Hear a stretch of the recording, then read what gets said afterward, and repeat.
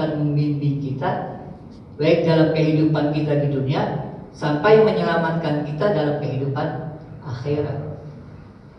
Al-Quran ini kan aspeknya luas, bukan hanya sekedar ngatur masalah sholat, ya, masalah ibadah-ibadah mahdhah, tapi ibadah-ibadah sosial juga termasuk di dalam kita berpolitik, berekonomi, bernegara.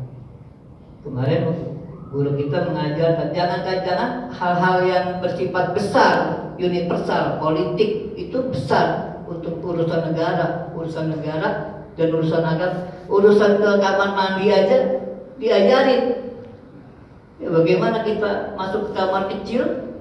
Ya, itu kan sepele sebetulnya bagi yang tidak beriman itu sepele. Tapi bagi orang yang beriman, subhanallah, urusan ke kamar kecil bukan urusan sepele. Maka diajarkanlah kita akhlak, etika. Bagaimana kita ke kamar kecil aja diajarin cara-cara. Apalagi masalah aspek politik, sosial, hukum. Semua aspek kehidupan itu ada di dalam Al-Quran.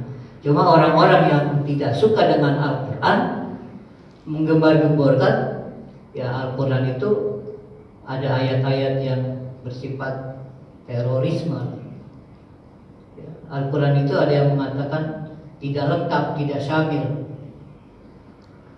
Dulu ada mantan apa namanya Menteri Agama. Dia mengkritisi Al-Quran bahwa Al-Quran dikira tidak sesuai lagi dengan kondisi sekarang ini. Itu dia membahas masalah ayat-ayat yang berhubungan dengan masalah waris pada waktu itu. Tapi suaranya itu tidak banyak didengar orang. Karena apa yang dia kritisi itu ya hanya karena mungkin ketidakpahaman dia. Dia belajar agamanya, belajar Al-Qurannya di Amerika.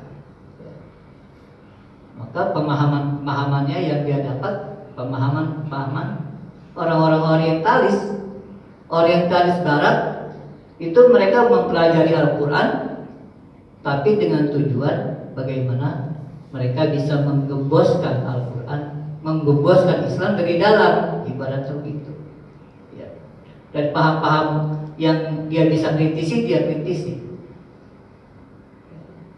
Tapi Al-Quran sampai saat ini masih tetap orisinil, masih tetap update, dan tidak ada satu negara pun yang mengadakan konferensi bagaimana kita merevisi Al-Quran.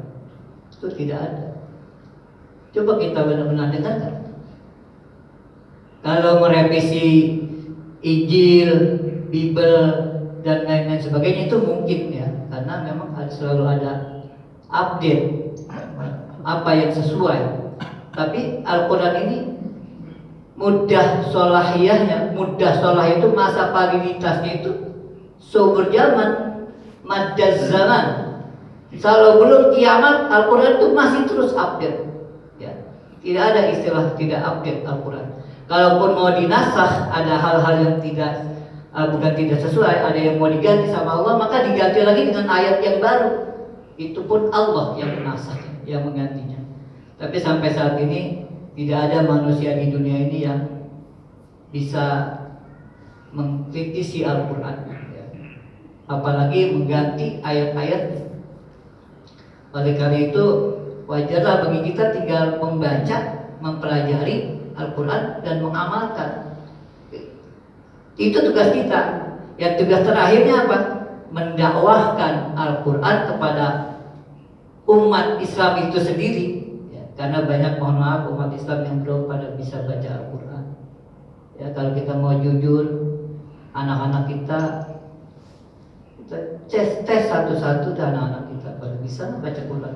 Dan mereka anak-anak baru-baru kemarin, ya, yang masih otaknya seger-seger, tapi otaknya nggak diisi dengan ayat-ayat Quran, diisinya dengan gadget, dengan HP, ya, dengan